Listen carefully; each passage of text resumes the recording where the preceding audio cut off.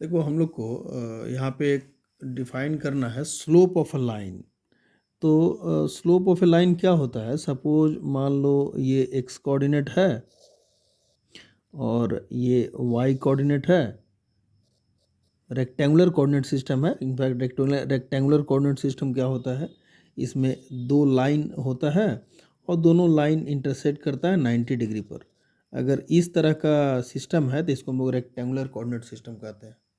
तो ये 90 डिग्री पर कट कर रहा है और जहाँ पे इंटरसेक्ट करता है, दोनों इंटरसेक्ट करता है, उसको हम लोग ओरिजिन कहते हैं। उस पॉइंट को ओरिजिन कहते हैं। तो अब सपोज इस रेक्टेंगुलर कोऑर्डिनेट सिस्टम में, X Y rectangular coordinate system में कोई अगर लाइन ड्रा किया हुआ है तो उसका हम लोग स्लोप कैसे निकालेंगे? सपोज ये लाइन का टुकड़ा है ए बी, इसका हमको स्लोप निकालना है। सपोज लाइन अगर इसको एक्सटेंड करेंगे तो ये लाइन हो जाएगा, डॉट करके एक्सटेंड कर दिए।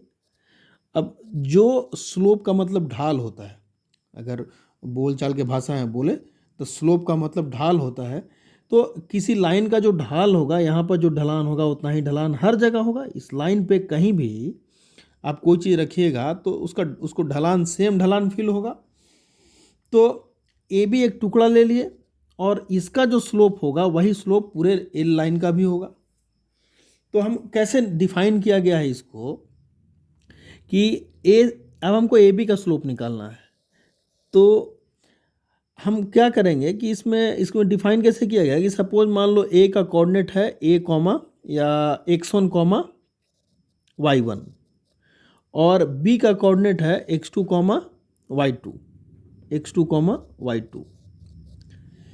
तो बी का कोऑर्डिनेट x2 कॉमा y2 और ए का कोऑर्डिनेट x1 कॉमा y1 और बी का x2 कॉमा y2। तो ए से बी तक जाने में हमको x में इतना चलना पड़ा और ये वाला लेंथ का अगर बात करें तो ये वाला लेंथ कितना हुआ? तो ये वाला लेंथ हुआ x2 माइनस x1। ये वाला लेंथ हुआ x2 माइनस x1, क्योंकि यहाँ से यहाँ तक x2 है और यहाँ से यहाँ तक x1 है। x1 है क्योंकि ये x1 हुआ। तो x2 माइनस x1 करने पर हमको ये वाला लेंथ मिल जाएगा x2 माइनस x1। मैंने ए से बी तक जाने में x में चलना पड़ा x2 माइनस x1। y में कितना चलना पड़ा? तो यहाँ से यहाँ तक y2 है, यहाँ से यहाँ तक y2 है और यहाँ से यहाँ तक y1 है। चूँकि a का कोऑर्डिनेट y1 है, मतलब y में ये वाला लेंथ y1 है तो ये भी लेंथ y1 होगा। तो a से b तक चलने में x में चलना पड़ा x2 माइनस x1 और y में चलना पड़ा y2 माइनस y1।